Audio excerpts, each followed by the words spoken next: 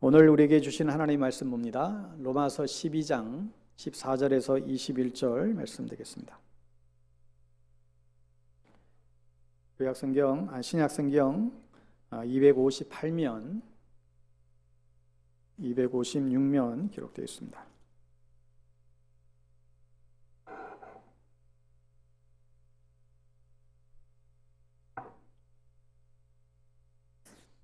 다 찾았으면 자리에서 일어나셔서 우리 한 절씩 교독하여 선포하겠습니다. 로마서 12장 14절부터 제가 먼저 선포하겠습니다.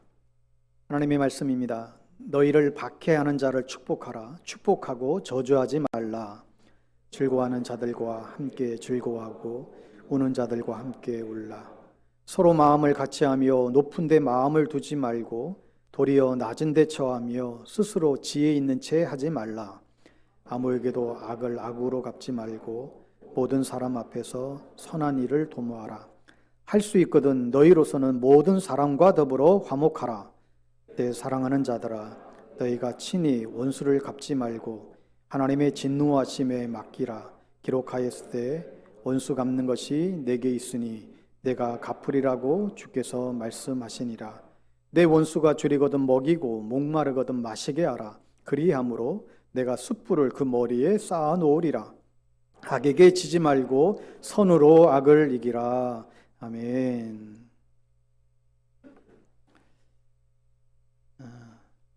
오늘은 반기독교, 안티기독교의 세상과 가정에서 어떻게 전도할 수 있을까라는 주제로 하나님의 말씀 나누고자 합니다. 우리는 종종 부흥하면 사람들이 많이 교회에 몰려오는 것으로 이제 생각을 하지요.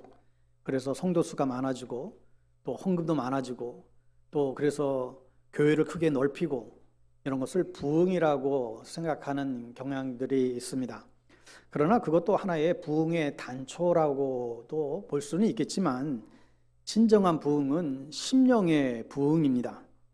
예수를 모르는 영혼이 예수 믿고 변화되어 예수 그리스도를 따르는 신자된 삶을 통하여 이 땅이 하나님 나라로 바뀌는 것, 여기에 진정한 부흥의 의미가 있습니다. 오늘날 코로나 팬데믹을 지나면서 교회들이 다 지금 침체되고 있는데 그 침체되는 그 현상 가운데에서 또 일어나는 몇 가지 특징들이 하나가 있대요. 그 하나는 뭐냐면 특정한 교회에 쏠린다는 거예요. 소위 교회도 명품 브랜드 교회가 있다는 것이죠. 유명 목사님들의 그 설교가 온라인 시스템이 너무 이제는 잘 갖추어져 있어서 그야말로 너무나 잘 듣기 좋게 잘 편집된 영상들이 수시로 이렇게 송출이 되고 그러다 보니까 작은 교회에 다녔던 사람들은 나도 저런 교회 다니고 싶다. 이런 어떻게 보면 그런 병에 빠지게 된다는 거예요. 그래서 기회만 되면 여기 벗어나야지 이런 생각들을 한다는 거였죠. 요즘 젊은이들은 뭐 그런 거 상관없이 그 교회가 건강하지 않으면 그 교회의 어떤 모순된 모습이 보이면 그냥 실망하고 뒤도 돌아보지 않고 발길을 돌려버리는 게 요즘 젊은이들이긴 하지만 우스개 얘기도 듣습니다. 교회를 오래 다녔던 분들은 교회를 쉽게 못 떠난대요. 왜 그런가 그랬더니 자기가 뿌려놓은 축의금, 부의금이 있다는 거예요. 웃지 못할 얘기죠. 그런데 여기에 큰 착각이 무엇입니까? 큰 교회에 다니면 내 믿음도 커지고 심지어 자기 믿음도 크다고 그렇게 여기는 것입니다. 근데 이게 얼마나 큰 착각인지 모릅니다. 어쩌면 모든 시스템들이 정말 잘 갖춰져 있어서 교회 다니기 편한 교회는 될 수 있을지 모르겠습니다. 여러분, 그러나 교회는 편한 교회가 아니라 하나님의 마음을 알고 하나님이 필요로 하는 그곳에 있어야 하는 것이죠. 제가 과거 정인부 사역 계속할 때에 1년에 한두 명 정도는 꼭 이런 친구들이 나왔어요. 대형교회로 옮기겠다는 거예요. 저희 공동체도 청년부 한 300명이 넘은 뭐 작은 교회는 아니었는데 대형교회로 옮긴대요. 그래서 왜냐 그랬더니 아무리 봐도 우리 교회는 자기 짝이 안 보인다는 거예요. 솔직해서 좋은데 실상 그렇게 가서 좋은 소식 들려오는 사람은 보지는 못했습니다. 근데 제가 정말 가끔 마음으로 정말 축복하며 보내는 경우들이 있습니다. 교회를 옮기는 이유가, 목사님 정말 제가 아는 너무나 약한 교회인데 정말 사람이 너무나 없어요. 정말 뭐 교사도 없고 아무도 없어요. 그 교회 생각하면 너무나 딱해 죽겠어요. 아무래도 제가 당분간만이라도 그 교회 가서 좀 섬겨야 될 것 같아요. 이런 지체들이 가끔 나옵니다. 그러면 이런 지체들에게는 정말 축복하고 파송하며 보냅니다. 그리고 어떻게든지 그 교회를 도우려고 같이 협력하게 되죠. 여러분, 교회의 주인 대신 하나님 아버지의 마음의 입장에서는 어떨까요? 이 큰 교회로 쏠리는 그 현상은 여기 작은 집의 아이들이 큰 집으로 옮겨가는 거예요. 대부분 사실 이제 수평 이동인 거예요. 한국 교회 전체가 지금 다 침체되고 있는데 일부 교회들은 막 몰려요. 근데 그 상황에서 작은 교회 성도들이 큰 교회로 옮겨갑니다. 근데 큰 교회는 자기 교회는 뭐 많이 늘어나는 것 같은데 좀 더 편하게 익명의 교인으로 그렇게 다니려고 하는 생각들이 더 있는 거죠. 그러다 보니까 또 반대적으로 상대적으로 작은 개척 교회들은 정말 그야말로 문을 닫는 일들이 지금 많이 생기는 것입니다. 여러분, 이때 하늘 아버지의 마음은 어떨까요? 과거 한국교회 부흥의 시절에는 도시교회는 시골교회의 은혜를 입고 세워졌어요. 사실 시골교회에서 순수하게 신앙생활을 잘하던 분들이 도시교회에 와서 열심히 섬기고 그 교회에 충성된 일꾼들이 되었습니다. 또 작은 교회에서 큰 교회로 옮겨가기도 했어요. 그런데 그때는 아무런 문제가 되지 않았어요. 왜냐하면 큰 교회든 작은 교회든 개척교회든 시골교회든 할 것 없이 다 동반 성장했거든요. 다 같이 성장했어요. 그래서 그게 문제가 되지 않았어요. 근데 지금은 시대가 달라졌습니다. 지금은 대형교회, 맥교회가 아니라 정말 작지만 건강한 작은 교회들이 그 지역사회를 정말 섬기고 그 교회의 사명을 감당하지 못하면 이 추락한 교회의 이미지를 쇄신 회복할 수가 없습니다. 큰 교회는 큰 교회로서의 역할과 사명이 있을 것이고 작은 교회는 작은 교회들로서의 역할과 사명이 있습니다. 그런 의미에서 작은 교회, 큰 교회 할 것 없이 어떻게 하면 이 시대를 부을 수 있는 하나님의 뜻을 이루는 교회가 될 것인가, 하나님이 기뻐하시는 교회가 될 것인가, 이 땅에 교회를 세우신 목적을 분명하게 인지하고 하나님의 꿈을 이루어가는 교회가 되어야 할 것입니다. 여러분, 어떤 일을 하든 간에 그 목적을 아는 것이 굉장히 중요하잖아요. 그 목적을 알지 못하면 그 일을 왜 하는지, 어떻게 해야 되는지 방황하게 됩니다. 우리의 신앙생활에 있어서도 그 목적을 아는 것이 너무나 중요하죠. 이 땅에 교회를 세우신 목적이 뭐예요? 이 땅에 하나님을 예배하는 예배 공동체로서, 또 하나님의 사람으로 교육하고 훈련하기 위해서, 그리고 영혼을 구원하는 복음 전파를 위해서 교회를 이 땅에 세우셨습니다. 올해 여러분에게 나눠드린 교회 요람 첫 장에 보면 방배동 교회 비전 설명되어 있습니다. 여러분 마음에 혹시 잘 두고 계십니까? 한번 방배동 교회 비전 여러분 화면 통해서 한번 같이 한번 읽어보겠습니다. 시작. 방배동 교회는 하나님 나라 복음으로 성도를 양육하여 교회를 성숙하게 하고 이로써 지역사회와 세상 전반에 하나님 나라의 선한 영향력을 끼치도록 한다. 대한예수교 장로회 방배동 교회는 세상의 빛 대신 예수 그리스도의 복음을 통해 우리의 일상과 온 세상을 하나님 나라로 변화시키고 확장시키는 것을 사명으로 합니다. 특히 방배동 교회는 사람이 많이 모이는 교회가 되기보다는 우리가 하나님 앞에서 책임 있게 살아야 하고 세상에 선한 영향력을 주고자 힘쓰고 있습니다. 교회는 건물이 아니고 예수 그리스도를 믿는 사람들의 공동체이기에 방배동 교회는 하나님의 영광을 위하여 예배와 교제, 선교와 전도, 그리고 봉사로 세상의 빛과 소금이 되기 위해 매진할 것입니다. 여러분, 올해 우리가 이 비전에 맞춰서 살아있는 말씀과 깨어있는 성도들의 공동체, 이 표를 가지고 말씀과 기도에 집중하고 이 예배 공동체로 나아가기 위해 힘쓰고 있죠. 그리고 구제와 섬김으로 세상 가운데에 선한 영향력을 끼치고 애쓰고 있습니다. 여러분, 또한 교회가 힘써야 될 것이 무엇입니까? 복음을 전하고 영혼을 구원하는 일에 교회의 존재의 목적이 있습니다. 여러분, 그런데 오늘날 우리의 이 영적인 환경은 너무나 좋지가 않습니다. 꽤 심각한 수준에 있습니다. 무엇보다도 이 기독교에 대한 부정적인 선입견이 너무나 팽배합니다. 최근에 기독교윤리실천위원회에서 발표한 2023년도 한국교회 사회적 그 기독교 신뢰도 조사, 여론조사가 있었는데 이 코로나 이전보다도 훨씬 더 악화됐다는 거예요. 뭐 불교, 다른 카톨릭 비교 결과 어떤 친근감, 호감도 다 뒤떨어진다는 거예요.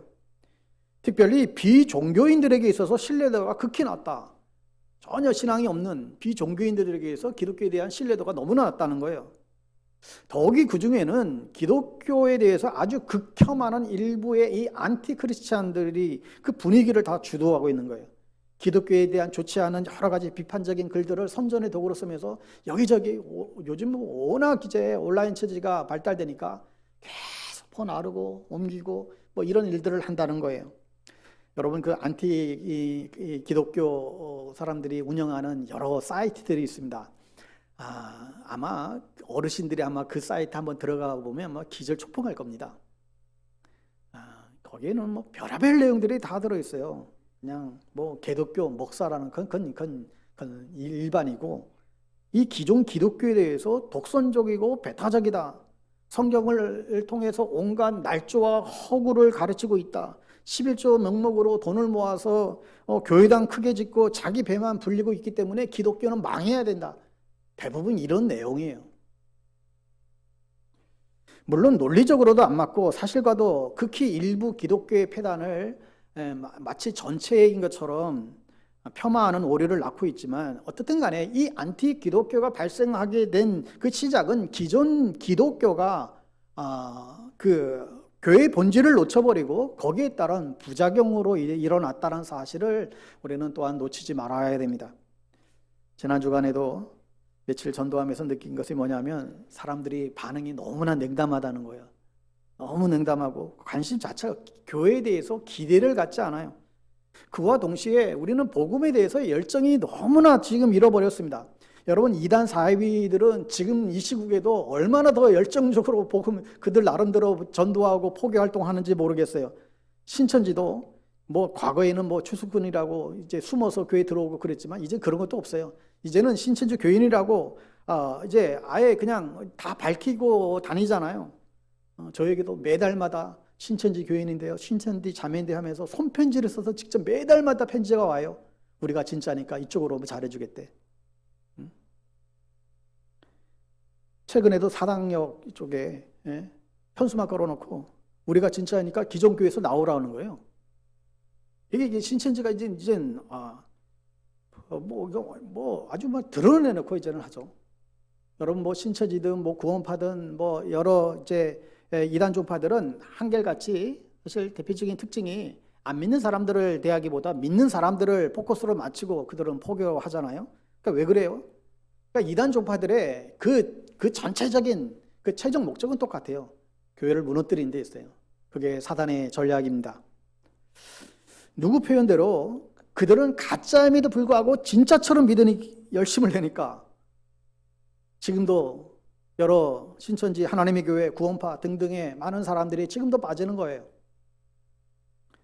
우리가 오늘 좀 생각해 보고자 하는 것은 이러한 안티 기독교가 팽배한 이 시대 속에서 우리가 어떻게 대처해야 될까? 우리가 좀 함께 고민하고 반성하고 영혼을 정말 구원하는 교회의 본질적인 그 사명을 위해서 어떤 노력이 있어야 되는가 함께 생각해 보고자 합니다.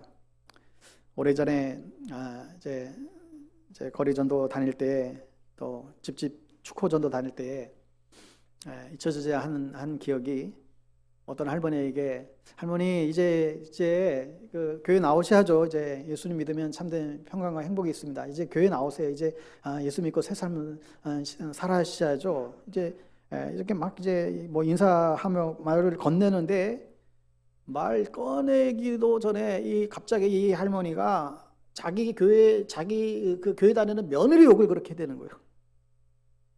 계속. 그러니까 며느리 욕 듣다고 왔어요. 그 할머니는 자기 며느리 보면 예수 믿고 싶은 생각이 싹 사라진다는 거예요. 며느리 때문에 자기는 교회 안 간다. 여러분, 신천지가 교회 다니는 사람들을 대상으로 포기한다라고 한다면 참된 교회는 안 믿는 비그리스도인들에게, 하나님을 전혀 모르는 사람들에게 우리는 관심을 갖고 그 영혼에게 관심을 기울여야 됩니다. 여러분, 우리가 전도해야 되는 가장 큰 이유가 뭐겠어요? 가장 큰 이유, 무엇보다도 하나님께서 비그리스도인들에게 관심을 갖고 있기 때문에 그렇습니다. 그들을 소중히 여기기 때문에 그래요. 하나님은 그가 불교인이든 신천지든 간에 잃어버린 영혼을 정말로 소중히 여기시는 분이세요. 우리는 하나님은 교회에 열심을 내는 사람들을 사랑하고 열심 내지 않은 사람들을 덜 사랑하고 우리가 그렇게 생각할 수 있는데 그렇지 않아요.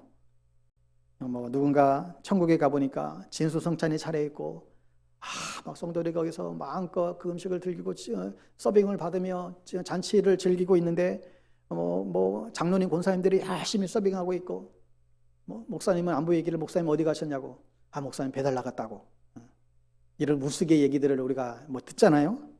어쨌든 하나님은 잃어버린 그 영혼 한 사람에 대해서 그렇게 정말로 소중히 여기시는 분이라는 거예요. 누가복음 15장에 보면 이것을 분명히 알 수 있죠. 거기에 보면 잃어버린 양의 비유, 잃어버린 동전의 비유, 잃어버린 아들의 세 가지 비유가 연달아 나와요. 근데 거기서 잃어버린 양, 잃어버린 돈, 잃어버린 아들 한결같이 하나님을 떠나간 주님을 믿지 않는 사람들을 지금 가리키는 비유거든요. 하나님께서 그 사람들을 얼마나 소중히 여기실까? 잃어버린 양 한 마리를 찾으려고 99마리를 놔두고 찾으러 가는 거예요. 잃어버린 동전 하나를 찾으려고 찾을 때까지 집안을 다 뒤집는 거예요. 집 나간 잃어버린 아들을 찾으려고 아들 돌아오기까지 잠 못 때리고 문 앞에서 기다리고 있는 거죠. 이 모든 것은 예수 안 믿는 사람들을, 하나님을 떠나간 사람들, 잃어버린 사람들, 가난한 성도들을 다 포함하여 그들이 얼마나 중요한 대상인지를 생각하며 애타게 기다리는지를 알 수 있습니다. 그런데 아이러니하게도 하나님을 믿는 사람들은 정작 이 아버지 하나님의 마음을 우리가 모르는 것 같아요. 그냥 우리끼리 잘 믿다가 천국 가면 되지 뭐. 우리끼리 좋으면 되지 뭐. 그리고 여기에 사실 많은 오래된 교회일수록 많은 교회들은 여기 너무 익숙해져 버렸어요. 그냥 우리끼리 너무 좋아 우리끼리는. 그래서 누군가 새로운 사람이 오는 것도 그렇게 반대는 안 하지만 그렇게 관심도 없어요. 그냥 오면 왔구나. 자기들끼리만 좋은 거예요. 여러분, 천하보다도 귀중히 여기시는 한 영혼에 대한 하나님 아버지의 마음을 알지 못하고 쉽게 판단하고 정죄하는 것에 대해서 우리가 굉장히 조심해야 될 부분입니다. 여러분, 우리가 전도해야 되는 이유는 하나님께서 그들을 소중히 여기시는 마음이 있기 때문에 그 마음을 우리도 공유해야 됩니다. 때로는 불편하고 때로는 어색하고 유약감이 든다 할지라도 그럼에도 우리는 하나님 아버지의 마음으로 그들에게 다가서야만 합니다. 하나님이 그들을 소중히 여기듯 우리와 가치관이 다르고 앞으로 점차 나누겠지만 우리가 어떻게 해서든지 비그리스도인들과 저초점을 찾고 그들을 섬기고 또 그들과 관계를 맺어가는 일들을 해야만 합니다. 하나님은 우리끼리만 예수 믿고 천당하는 것을 주님은 결코 원하지 않으세요. 우리가 왜 전도해야 돼요? 하나님께서 잃어버린 자들에 대한 그 국률함이 있기 때문에 그렇습니다. 저는 오늘 특별히 관심 갖고자 하는 것은 어떤 사람이 좋고 나쁨을 떠나서 예수 믿는 사람들에 대해서 극도의 무조건 싫어하는 그런 안티 크리스찬들이 있잖아요. 그게 여러분의 배우자가 될 수도 있고 여러분의 가족이 될 수도 있고 여러분의 자녀가 될 수도 있고 직장의 상사가 될 수도 있어요. 그런 사람들에게 어떻게 대처해야 될까?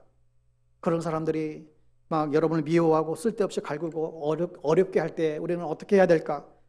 내 배우자나 내 자녀나 내 부모님을 어떻게든지 주님께 인도하려고 하는데 오히려 그들이 나를 핍박하고 교회 가는 거 굉장히 막 억압하고 나를 너무나 괴롭히게 할 때 어떻게 해야 될까? 저는 오늘 본문을 통해서 이런 질문에 대해서 성경은 어떻게 말하고 있는지 함께 생각해 보고자 합니다. 오늘 말씀에 의하면 이러한 그 복음에 대해서 거부하는, 복음에서 이 안티 그리스도인들에 대해서 승리를 하려면 무엇보다도 우리는 그들을 향하여 축복하고 선의를 갖춰야 된다. 오늘 14절에 바울은 여러분을 박해하는 사람을 위해서 축복하십시오. 여러분을 박해하는 사람을 축복하라는 거예요. 여러분, 박해라고 하는 것은 부당하고 악한 어떤 학대를 암시하는 단어잖아요. 우리가 잘못해서가 아니라 잘못하지 않았는데도 잘했음에도 고통을 당하는 경우에 우리가 박해당한다 이런 표현을 합니다. 여러분, 바울은 디모데후서 3장 12절에서 자기를 사랑하고 돈을 사랑하고 또 쾌락을 사랑하며 사랑하는 세상에 대해서 경고하기를 그리스도 안에서 경건하게 살고자 하는 사람들은 모두 박해를 받을 것입니다. 그랬어요. 그러니까 믿음을 지키고 좀 제대로 살려보려고 하는데 미움과 어려움을 당할 수 있다는 거예요. 왕따 당할 수 있고 손해볼 수 있고 괜시리 모함받을 수도 있고 감정적으로 어려움을 경험할 수도 있다는 거예요. 하여 우리가 예수 믿는 것 때문에, 여러분, 예수 믿는 것 때문에, 내가 예수 믿으면서 예수 믿는 것 그 사실 하나 때문에 내 삶에 아무런 어려움도 없었다, 여러분 혹이라도 그렇다고 한다면 한번 생각해 볼 문제입니다. 여러분, 그래서 구약의 선지자들은 한결같이 타인의 남의 죄를 대신 짊어지는 그런 고난이 선지자에게 없다라고 한다면 그 선지자는 거짓 선지자다, 그렇게 폄하했어요. 그러니까 누군가를 위해서 대신 고난받는, 박해받는 것이 있어야 참된 선지자로 여겼다는 거예요. 예수님도 믿는 사람들은 안 믿는 사람들과 소속이 다르기 때문에 분명히 비신자들 세상으로부터 미워할 것이다 말씀하셨어요. 요한복음 15장 19절에 보면 너희가 세상에 속하였으면 세상이 자기의 것을 사랑할 것이나 너희는 세상에 속한 자가 아니요 도리어 내가 너희를 세상에서 선택했기 때문에 세상이 너희를 미워할 거다. 소속이 다르고 생각이 다르기 때문에 세상이 우리를 미워할 거라는 거예요. 믿음을 지키고 예수 잘 믿어보려고 나름대로 애를 쓰는데 예수 믿지 않는 세상과 비신자들은 오히려 우리를 미워하고 핍박할 거라는 거예요. 여러분, 그런데 오해하지 말으셔야 됩니다. 회사에서요, 직장에서 열심히 회사 근무 시간에 일은 안 하고 열심히 성경을 만약에 읽는다라고 한다면 그것을 믿음으로 말하는 것이 아닙니다. 또 기도한다고 안방에 문 걸어 잠그고 기도하면서 집안 식구 밥 안 차려주면서 기도한다고 그렇게 들어가 있으면 그것은 박해를 자초하는 일이죠. 실제로 오래전에 만났던 한 분은 자기 어머니는 교회에서는 너무 잘한다는 거예요. 교회에서 살다시피 하는데 집에만 오면 그렇게 짜증을 낸대요. 평소에는 그렇게 목사님 따라다니면서 목사님 그렇게 잘 섬기고 그러는데 지들 식구는 밥 잘 안 챙겨주고 그래서 붕괴했던 분을 기억해요. 교회를 한다고 집안일은 돼지우치름 하고 다니고, 그 어머니가 권사님이었는데 나는 우리 어머니 때문에 교회 안 나간다고. 여러분, 신앙은 참 건강하고 바른 신앙생활을 하셔야 됩니다. 교회를 열심히 하는 것보다 그 사람의 신앙적인 가치관이 바르게 정립되어 있지 않으면 이상한 그리스도인이 되기 쉬운 거예요. 그런데 이렇게 잘 못 살아서 미움을 받는 게 아니라 정말 예수를 잘 믿고 정말 믿음을 잘 지키고 말씀대로 사는데도 불구하고 미움을 받을 수가 있어요. 이를테면 요즘 같으면 한 어떤 청년이 정말 말씀에 의해서 내가 정말 혼전 순결을 지키고 정말 성적으로 순결한 삶을 살기 위해서 애를 쓰려고 하는데 옆에서 지금 이 시대가 무슨 고조선 시대냐? 지금 무슨 그런 걸 따지냐고. 이렇게 조롱거리가 돼요, 요즘은. 요즘은 성적 관계를 맺는 것이 마치 밥 한 번 먹는 것과 비슷하게 생각하더라고요. 성적인 관계를 맺는데 밥 한 번 먹으러 가자.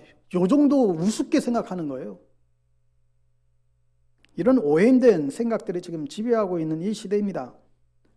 또 세상에 어떤 불의에 가담하지 않는 이유로 우리를 미워하고 괴롭히는 어떤 상관이 있을 수도 있습니다. 그런데 바울은 그런 사람들을, 우리가 잘함에도 불구하고 우리에게 해를 가하려고 하고 안 좋은 말을 하고 우리를 핍박하는 그 사람들을, 상처를 주는 그 사람들을 향하여 축복하라고 얘기합니다. 참 대단한 거 아니겠어요? 욕하지 말고 저주하지 말고 그들을 축복하래요. 저 인간 죽었으면 좋겠다, 이렇게 생각하지 말고 축복하라는 거예요. 그냥 어금니 깨묻는 수준에서 참는 수준이 아니라 오히려 복을 빌어주라는 거예요. 이게 어떻게 가능한 일입니까? 우리를 괴롭히는 자를 저주하고 싶은 것이 인간의 본성 아니겠어요? 내가 잘못한 것도 없는데 나에게 누군가 해코지 한다고 한다면 당연히 그냥 보복하고 싶은 마음이 인지상정이죠. 우리가 행동으로는 자제한다 할지라도 우리의 속으로는 내게 상처를 주고 내게 아픔을 주고 나를 괴롭히는 그 사람이 저 사람 정말 좀 안 됐으면 좋겠다. 오히려 그게 바라는 게 이게 우리의 타락한 인간의 본성이죠. 그런데 축복하라니요. 설령 피해자가 마음이 안정되어서 가해자에게 재앙이 임하는 것은 원치 않습니다 할지언정 자신을 괴롭히는 사람이 잘 되기를 정말로 바라는 사람이 100명 중에 몇 명이나 될까요? 그런데 그렇게 하라는 것입니다. 여러분, 사실 이런 말씀이 우리에게는 사실 이제 충격이 되지 않습니까? 이렇게 어떻게 할 수 있지? 내가 성인군자도 아니고 이게 어떻게 가능한가? 인간의 본성을 거스려서 나를 힘들게 하는 사람을 어떻게 그들을 축복하고 그렇게 대할 수 있는가? 여러분, 이것은 정말 하나님의 사랑과 은혜를 덧입지 않고서는 이것은 불가능한 일입니다. 여러분 생각해 보십시오. 하나님은 우리가 행한 대로 갚지 아니하시고 우리에게 당신의 자비와 은혜를 베푸시는 분이세요. 사실 오늘 이 요한복음 로마서 오늘 본문은 로마서 12장에 가보면 초반에 그러므로 형제들아 나는 하나님의 모든 자비하심으로 고난하노니 요 맥락에서 사실 있는 거예요. 다시 말하면 하나님의 모든 자비하심을 주님의 십자가 사랑을 경험하는 사람들에게 말하는 거예요. 하나님이 그런 분이세요. 모든 자비와 은혜를 베푸시는 그런 하나님이시죠. 그러니까 우리를 힘들게 하는 사람을 우리가 축복하려면 우린 무엇보다도 우리에게 임한 이 하나님의 십자가의 은혜를 우리는 묵상할 필요가 있습니다. 죄로 인해서 멸망받아야 될 나를, 정말로 말도 안 되는 생각을 하고 말도 안 되는 행동을 하는 그런 나를 저버리지 않고, 배은망덕한 나를 포기하지 않고 하나님이 나를 저주하기는커녕 오히려 예수 안에서 구원해 주시고 당신의 영원한 자녀로 삼아주시는 그 하나님의 그 은혜, 날마다 우리를 새롭게 하시는 그 하나님의 은혜를 우리가 생각할 때에 다시금 우리는 나에게 잘못한 사람들을 향하여 그 사람의 행위대로 갚지 않고 그들을 축복할 수 있는 그런 여유가, 가능성이 생기는 것이죠. 여러분의 가정과 주변에는 안티 크리스찬이 없습니까? 여러분의 신앙에 공감하지 않을 뿐더러 반대로 오히려 꼬투리를 잡고 굉장히 힘들게 하시는 분이 안 계신가요? 그렇다라고 한다면 예수님의 이 십자가의 사랑을 우리가 생각하면서 그분들을 축복하십시오. 저주하지 마세요. 어휴, 난 지리리도 복도 없지. 남편이라고 있는 게 저 모양이니, 자녀라고 있는 게 저 모양이니, 저게 웬수야, 십자가야. 하나님은 저런 행을 안 잡아가고 뭐 하시나? 여러분, 이러지 말고 선의로 대하라는 거예요. 축복하라는 거예요. 여러분, 축복한다라고 하는 건 칭송한다라는 뜻이에요. 내 감정을 상하게 하는 그 사람, 내게 상처를 주는 그 사람에게 오히려 칭찬해야 된다. 그래야 그 사람들을 얻을 수가 있습니다. 여러분, 예수 믿고 나면 가장 먼저 바뀌는 게 뭐라 그랬어요? 예수 믿고 우리에게 바뀌는 여러 가지 현상 중에 하나인데, 우선적으로 우리의 말이 바뀌어요. 새 마음이 되면 우리가 말하는 것이 바뀌게 됩니다. 욕하지 말라는 거예요. 저주하지 말라는 거예요. 자꾸 그냥 이론적으로 그냥 따지지 말고 위협하지 말라는 거예요. 당신 내 성질 알지? 내가 예수 믿어도 내 성질 그대로 있어. 나 우습게 여기지 마. 내 뚜껑 열리면 나 가만 안 놔둘 거야. 이러지 말라는 거예요. 여보, 오늘 교회 갔다 왔는데 오늘 설교 내용이 뭔지 알아? 자기 집안에 왼수가 있대. 당신이 생각나더구만. 이러지 말라는 거예요. 그렇게 해서는 당신의 사랑하는 남편을, 자녀를, 가족을 주님께 인도할 수가 없습니다. 여러분, 미인 내칭 전도법 기억하세요? 미인 내칭, 미소, 인정, 미소 짓고 인정해주고 대화하고 칭찬해주고. 바울은 축복하고 저주하지 말라고 합니다. 우리 표정부터 달라야 돼. 교회를 오는 발걸음, 이게 사실 달라져요. 우리의 얼굴 표정부터 사실 달라져야 돼. 교회 오는데 막 씩씩거리면서 와. 응? 얼굴이 다 이게 뭐 그렇게 오면 여러분 그 모습 보고 누가 교회 오겠습니까? 아니, 저 양반은 무슨 좋은 일이 저렇게 얼굴이 달덩이 같을까? 저 사람 무슨 좋은 일이 교회만 오면 저렇게 지나갈까? 우리 이 얘기를 들을 수 있어야 되죠. 저 사람 왜 이렇게 배려가 없이 저렇게 사람이 저 모양이지? 여러분, 이것은 우리 그리스도인이 들을 말이 아니에요. 오히려 저 사람은 어떻게 저렇게 배려심이 있을까? 어떻게 어쩜 저렇게 사람이 저렇게 선할 수 있지? 여러분, 이런 얘기를 많이 듣는 여러분 되시기를 바랍니다. 오늘 바울은 적극적인 권면과 함께 소극적인 권면도 덧붙이고 있는데, 우리는 사실 타락한 본성이 있기 때문에 나를 해코지 하는 사람에게 저절로 욕이 나오기 마련인데, 그걸 안 하려면 적극적으로 축복하라는 거예요. 오히려 그냥 가만히 있는 게 아니라 중립지대는 없어요. 그거 안 하고 싶으면 그 나를 해코지 하는 사람에게 욕하고 싶지 않으면 반대로 나쁜 마음 안 먹고 싶으면 축복하라는 거예요. 항상 축복하면 누구를 저주하는 죄를 저지르지 않을 수 있다는 것입니다. 그럴 때 이 비그리스도인들의 마음도까지도 우리가 얻을 수 있고 그들을 주님께 인도할 수 있게 됩니다.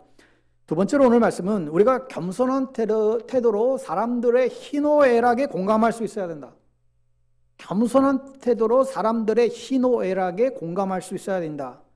그래야 우리 안티 기독교 세상 속에서 우리가 승리할 수 있다는 거예요. 우리를 박해하는 자들을 위해서 저주하지 말고 축복하라고 권면한 바울이 15절에 가면 소위 관계의 황금률이라 불리는 말씀을 남겼지요. 기뻐하는 사람들과 함께 기뻐하고 우는 사람들과 함께 우십시오. 여러분, 너무나 유명한 말씀이잖아요. 이 슬픔과 기쁨과 이 감정에 공감해 주라는 거예요. 여러분은 상대방의 감정 상태를 잘 아시고 그 상대방을 잘 공감해 주시는 그런 편이신가요? 저도 보면 성도님들에게는 어떻게 해서든지 막 잘 하려고 애쓰게 되는데 우리 집에 가서는 잘 안 되는 경우가 많습니다. 그래서 늘 후회하죠. 대부분 목회자의 자녀들이 자라면서 나도 커서 목사가 될 거야 라기보다는 난 커서 절대 목사가 안 될 거야 이런 마음을 갖고 자라는 사실 자녀들이 많습니다. 그러다가도 하나님이 꼼짝 못할 은혜를 부어주시고 하나님이 더 갑절에 또한 그 부르심을 받고 또 신학을 하게 되는 자녀들도 나오고, 그러니까 이 목회자로의 자녀로 살아가는 게 사실 여러분 모르죠. 굉장히 이게 쉽지 않습니다. 그래서 저도 웬만하면 아이들에게 아빠가 목사라는 이유로 되도록이면 강압적인 태도를 안 가지려고 그렇게 부단히 애를 쓰고 있는데도 불구하고 툭툭 튀어나오는 저희 못된 나쁜 버릇들이 있어요.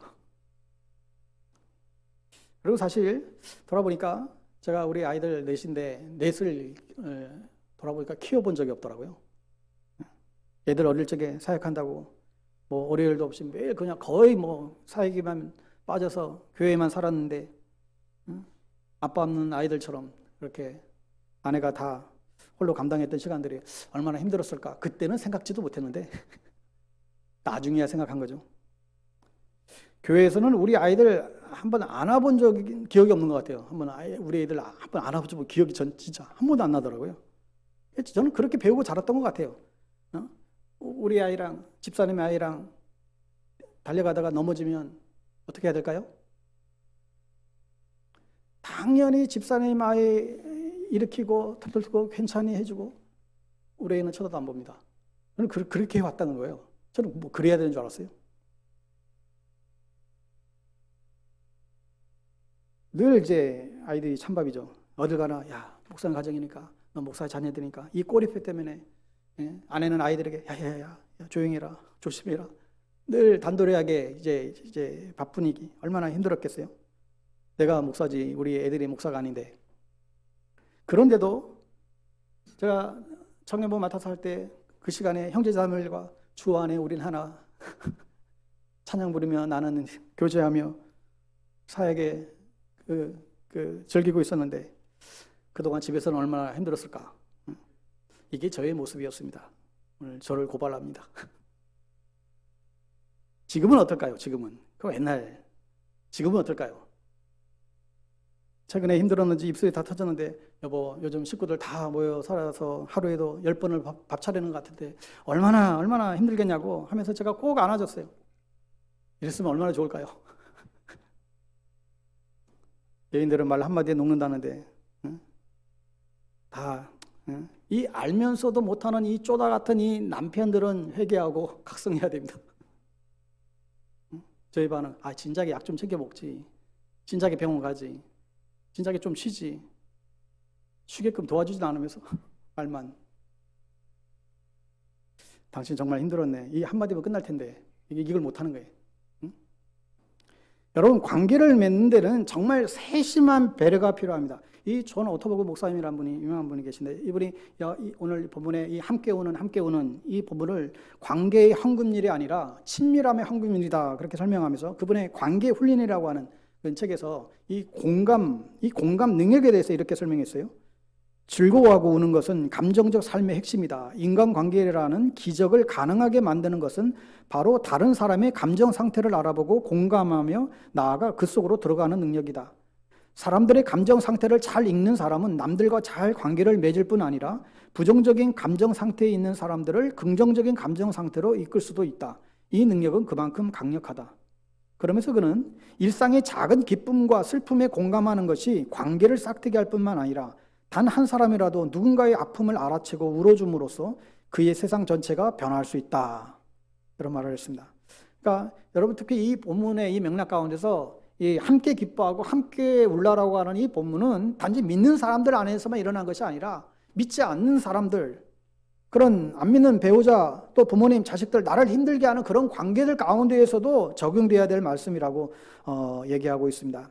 여러분 그들에게도 기쁨과 슬픔의 감정이 있지 않겠어요? 그들에게도 누군가로부터 공감받고자 하는 그런 마음이 그들에게도 있지 않겠어요?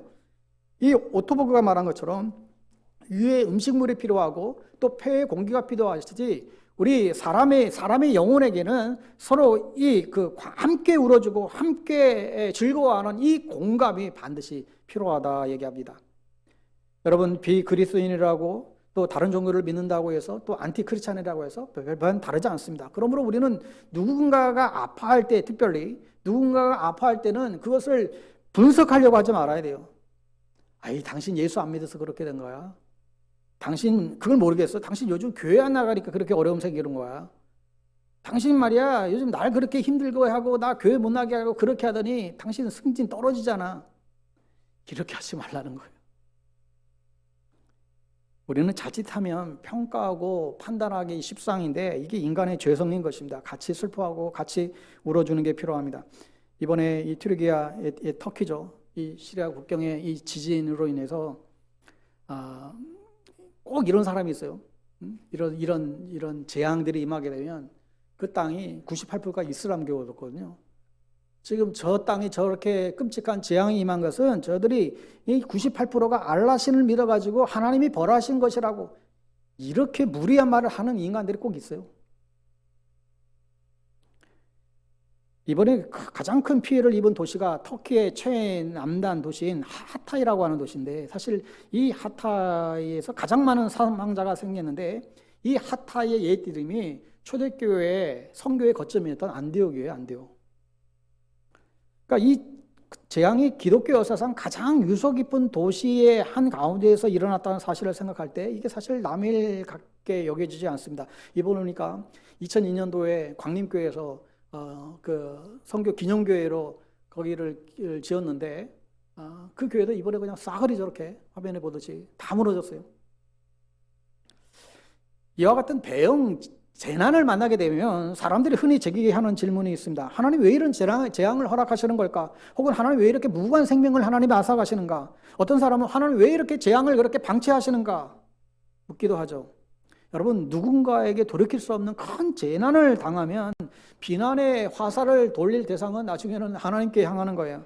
그렇게 질문하면서 그것 봐, 신은 존재하지 않아. 이렇게 나가기 십상입니다. 반면에 또 하나님 믿는 사람들은 여기에 대해서 어떻게 답을 날지를 못해서 곤란을 겪죠. 그런데 여러분, 바른 답을 얻기 위해서는 바른 질문이 필요한 것입니다. 예수님은 어떠한 불행한 사태를 보고 이와 같은 질문을 던지는 것에 대해서 잘못이라고 말씀하셨어요. 요한복음 9장에 보면 남에서부터 눈이 먼 그 사람을 나타나는데 제자들이 예수님 보고 저 사람이 저 앞에 눈도 안 보이는 그 장애로 태어난 것이 누구의 죄 때문에 그런 것입니까? 그렇게 질문을 던지는데 예수님이 그때 당시 너희들이 질문이 잘못됐다 그래요. 그렇게 질문하는 것은 다른 사람의 불행을 대상화하는 것이다. 예수님은 다른 사람의 불행을 대상으로 삼지 말고 함께 아파할 것을 요구하셨어요. 주님의 가르침에 따르면 이 거대한 재앙 앞에서 우리가 물어야 될 두 가지의 질문이 있습니다. 하나는 희생자들의 아픔을 덜기 위해서 우리가 할 수 있는 게 뭔가 하는 거예요. 이 질문에 정직하게 답하면서 개인적으로, 교회적으로, 사회적으로, 국가적으로 우리가 그들을 도우려고 찾아야 됩니다. 그럴 때 우리는 그 과정에서 하나님의 신비를 우리는 경험하게 됩니다. 이를 위해서 우리도 희생자들을 위해서 기도하는 동시에 우리가 구원금을 우리가 이제 모으고 있는데 여러분들도 하나님 주시는 마음 따라서 구원금에 열심히 동참하시기를 바랍니다. 다른 하나의 질문은 나는 죽음에 준비되어 있는가? 여러분, 우리 인생은 언제 깨어질지 모르는 유리 그릇과 같은 인생이에요. 우리 오늘의 안전이 내일로 이어질 것이라고 착각하지 말아야 됩니다. 어쩌면 우리는 매일 하루치의 생명을 우리는 받고 살아가는 그런 존재입니다. 내일 또 하루 연장된다면 그건 역시 순전한 하나님의 은혜지요. 내일의 생명을 보장받을 수 있는 자격은 우리 누구에게도 아무도 없습니다. 따라서 죽음이 어떤 방식으로 오더라도 그 운명을 받아들일 수 있는 그런 준비를 하고 살아야 된다는 거예요. 여러분, 죽음에 대한 가장 중요한 준비가 뭐겠어요? 예수 그리스도를 통해서 우리가 하나님의 자녀로 거듭나고 매일 그 하나님의 사랑 안에서 살아가는 것 아니겠어요? 사랑하는 여러분, 우리가 거친 세상을 살며 참 거친 일들을 많이 보다 보니까 우리의 마음이 어느새 굉장히 거칠어졌습니다. 아픈 사람과 함께 아파해주고 슬퍼하는 사람들과 함께 슬퍼해주는 이런 공감 능력이 현저히 떨어지고 시간이 가면 갈수록 저마다 다 자기중심적인 그런 삶에 빠지기가 십상인 오늘날입니다. 특별히 내게 고통을 주거나 힘들게 하는 사람에게 공감을 한다는 것 더욱 어렵습니다. 사실 그런 사람들이 잘 되면 괜히 나와 관계가 좋지 않은 사람이 뭔가 잘 됐다는 소식이 들으면 괜히 여러분 기분 나빠지고 괜히 질투심이 생기고 시기심이 들고 그러지 않으세요? 여러분 옛말에도 배고픈 건 참아도 배 아픈 건 못 참는다고. 그래서 날 힘들게 하는 그런 사람들이 잘 또 반대로 잘 안 되면 속으로 고소하다 생각하고 하나님 살아계시네 비아냥거리길 수가 있습니다. 그러나 우리 하나님 믿는 사람들은 그러지 말라는 거예요. 여러분 우리가 믿는 하나님은 죄인이 죽는 것을 기뻐하지 않으신다라고 했습니다. 그뿐일까요? 예수님은 당시에 부정한 자로 취급받았던 문둥병자를 불쌍히 여기시고 굳이 그렇게 하지 않아도 되는데 그 전염병인 그 문둥병자에게 손을 내밀어 그를 만지시고 그를 고쳐주시죠. 하나님을 거절하는 예루살렘 성을 향하여 눈물을 흘리시는 예수님이 우리 주님이십니다. 예수님만큼 연민으로 가득 찬 분은 없는 것 같아요.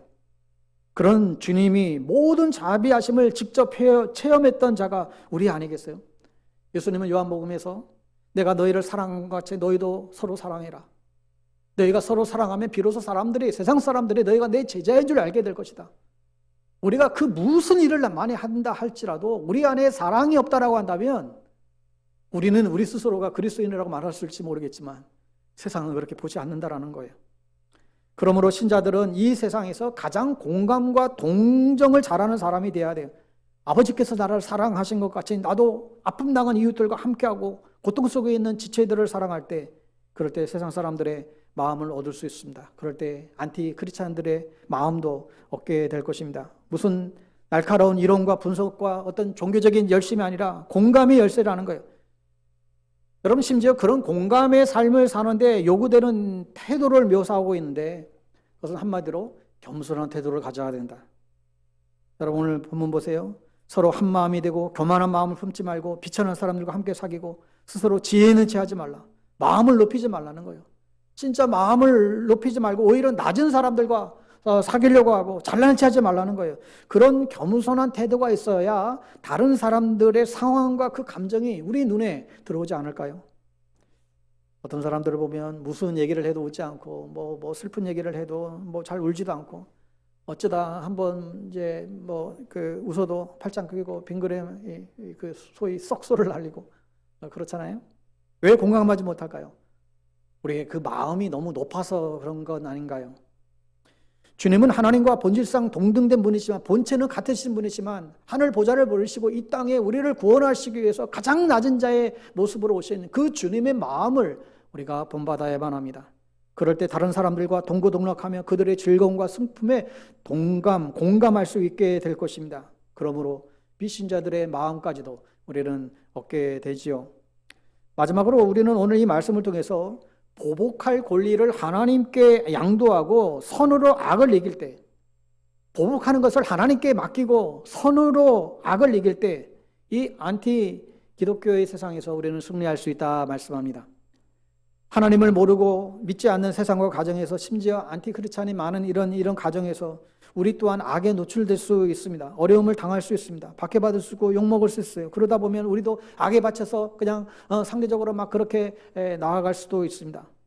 그런데 바울은 그렇게 하지 말라고 권면합니다. 17절 18절을 보면 아무에게도 악을 악으로 갚지 말고 모든 사람 앞에서 선한 일을 도모해라. 할 수 있거든 너희로서는 모든 사람과 더불어 화목해라. 상대가 악하게 나온다 할지라도 나도 악하게 대응하지 말고 오히려 선한 일을 하려고 애쓰라는 거예요. 이런 엄청난 명령을 어떻게 합니까? 자기를 괴롭히는 사람을 향하여 밝은 미소를 날리는 연습을 하라는 거예요.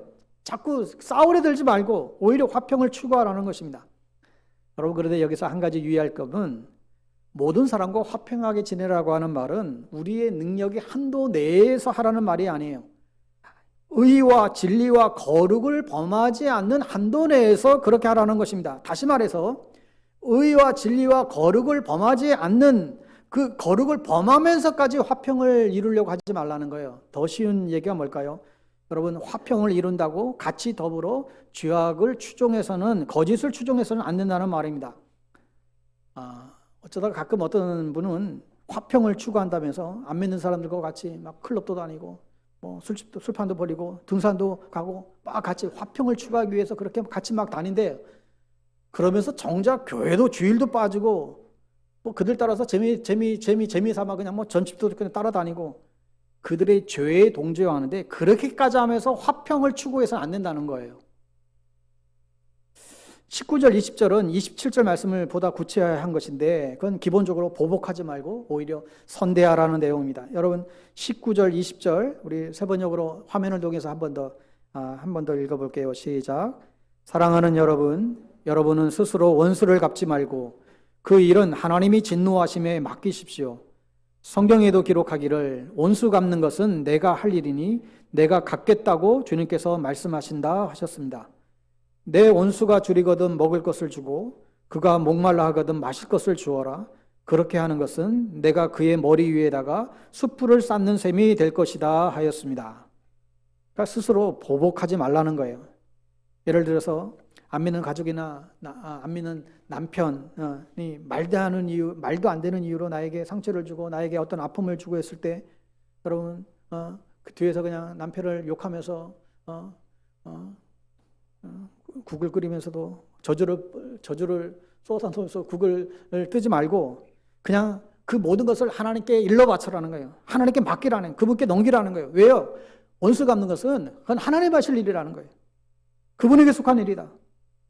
혹여나 우리가 직접 원수를 갚는다고 복수를 행하는 것은 그것은 하나님이 행하실 일을 우리가 섣불리 우리가 어설프게 끼어드는 결과를 낳게 된다고 말씀하고 있습니다. 사실은 하나님의 아들 예수님도 그렇게 안 하셨잖아요. 베드로전서 2장 23절에 보면 그는 모욕을 당하였으나 모욕으로 갚지 않으시고 고난을 당하였으나 위협하지 않으시고 정의롭게 심판하시는 이에게 다 맡기셨습니다.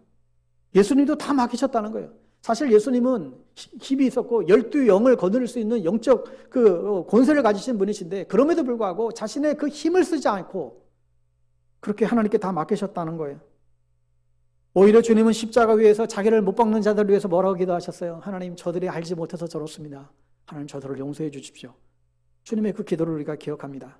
그런데 그 주님의 그러한 모습 때문에 옆에 있었던 그 강도가 회심하고 돌이키는 일을 우리가 기억합니다. 여러분, 우리도 그래야 된다는 거예요. 우리가 해야 될 일은 우리 스스로 보복하는 것이 아니라 오히려 그들을 적극적으로 선대하고 그들의 필요를 채워주는 일입니다. 원수가 줄이거든 줄인 것을 먹을 것을 주고 목말라하면 마실 것을 주라는 거예요. 그것이 머리 위에 숯불을 쌓는 것이 된다. 머리 위에 숯불을 쌓는 것이 된다. 여기에 대한 그 해석이 굉장히 또 난해한 난해 구절인데 기본적으로 저는 생각하기를 여기서 그의 양심을 일깨워서 그의 수치와 그의 후회를 유발하고 그러므로 그를 회개에 이르도록 한다. 숯불을 쌓아 올리면 막 확 얼굴이 다 달아오르잖아요. 여러분 이 아주 쉬운 예가 빅토르 후고의 레미제라블에 나오는 노 신부의 예가 될 것 같습니다. 여러분 레미제라블 내용 대부분 잘 아시듯이 전과자인 장발장이 빵 하나 훔쳐 먹고 19년 동안 복역을 했습니다. 그리고 그 감옥에서 나왔는데 자기를 맞아주는 데가 아무도 없어요. 전과자의 신부니까 다들 무시하는데 그때 그 굳은 날씨에 그 4시간을 헤매다가 그 노 신부가 특별한 배려 가운데에 따뜻한 편안한 잠자리를 얻게 되죠. 그런데 이 장발장이 배은망덕하게도 따뜻한 그렇게 잠자리를 제공했으면 감사하다고 여기고 했을 텐데 그 신부의 그 은잔을 훔치고 또 달아나요. 그 다음날 아침에 경찰에게 또 잡혀가지고 또 끌고 왔네요. 이때 이 신부가 뭐라고 그래요? 이 사람 도둑이 아니라고, 내가 이 사람에게 이 은잔을 선물로 준 거라고. 그러면서 한술 더 뜹니다. 당신이 왜 그것만 가지고 갔냐고. 당신에게 촛대까지 주려고 했는데 당신이 이거는 안 가지고 갔노라고. 경찰을 돌려보내고 아무 말을 못하는 이 장발장, 어떻게 보면 이 배은망덕한 이 복수심에 불탈 그 사람인데 자기에게 그렇게 선대하는 그 신부의 모습에 이 장발장은 어떻게 반응해야 될지 모릅니다. 그때 이 신부가 촛대를 주면서 이렇게 말하죠. 그 돈을 정직한 사람이 되는데 쓰기로 한 저와의 약속을 잊지 마십시오. 잊지 마십시오.